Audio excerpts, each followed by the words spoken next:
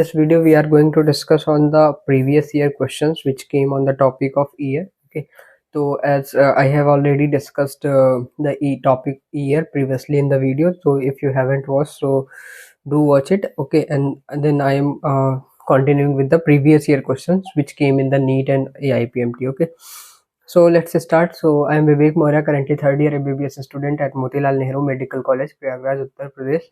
Okay, and before continuing further video, do like, share, subscribe. Okay, and especially if you are a NEET aspirant or medical student. Okay, so start करते हैं. तो the first question which came in NEET 29 Odisha was, which of the following receptors are specifically responsible for maintenance of balance of body and posture. ठीक है, so चार option है. पहला है crista ampullaris and macula, basilar membrane and otolith, hair cells and organ of Coti, tectorial membrane and macula. Okay, so let's see this question answer which I have discussed in the video. So इसने पूछा which of the following receptors are specifically responsible for maintenance of balance of body. ठीक है, balance of body.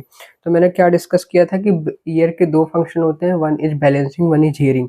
तो balancing के लिए जो structures होते हैं उनको हम वेस्टिबुलर एपरेटस बोलते हैं. ठीक है, उसमें 3 सेमी सर्कुलर कैनाल्स आते हैं और ओटोलिथ जिसको यूट्रिकल एंड सेक्यूल बोलते हैं.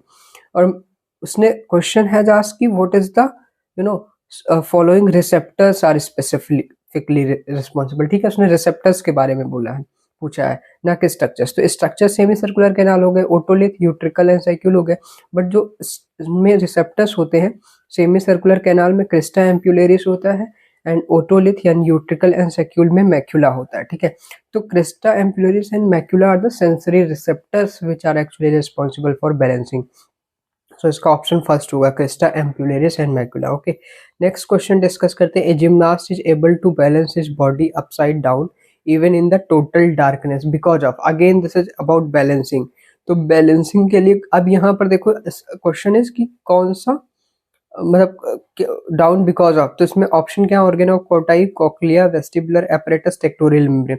तो वी नो कि organ of Kotai is a sensory structure for hearing, cochlea is again a membranes labyrinth which is for hearing, and tectorial membrane is again thin membrane which is elastic membrane which is present above the organ of Coti. ठीक है, so this vestibular apparatus is the thing which is responsible for the balancing. ठीक है, so balancing के लिए vestibular apparatus. Okay, so this is again I think clear.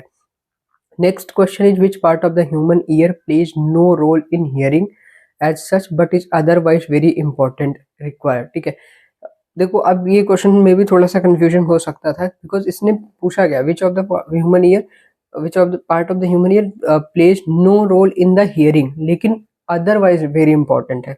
तो hearing ossicle, ear ossicles का भी role होता है, यूस्टेशियन ट्यूब का भी रोल होता है हियरिंग में, ऑर्गन ऑफ कोटाई का.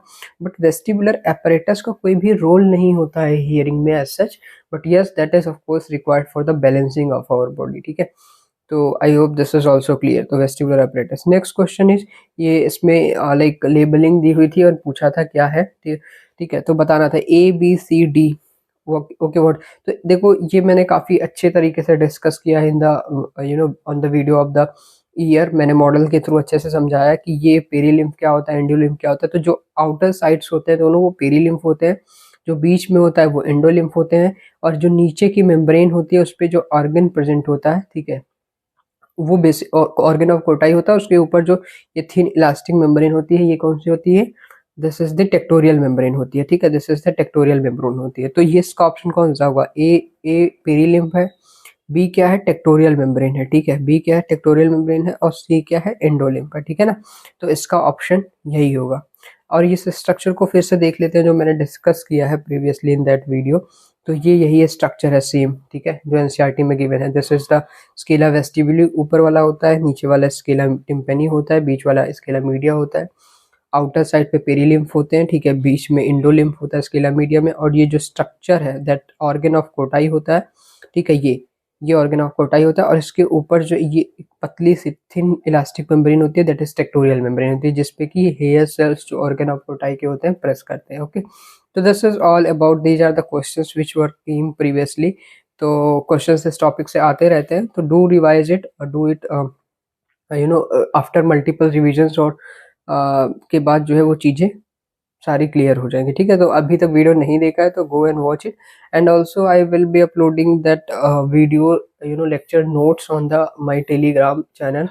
तो उसका link you can check in the description और वहाँ से ज्वाइन कर सकते हो। ओके, so thank you for watching this video.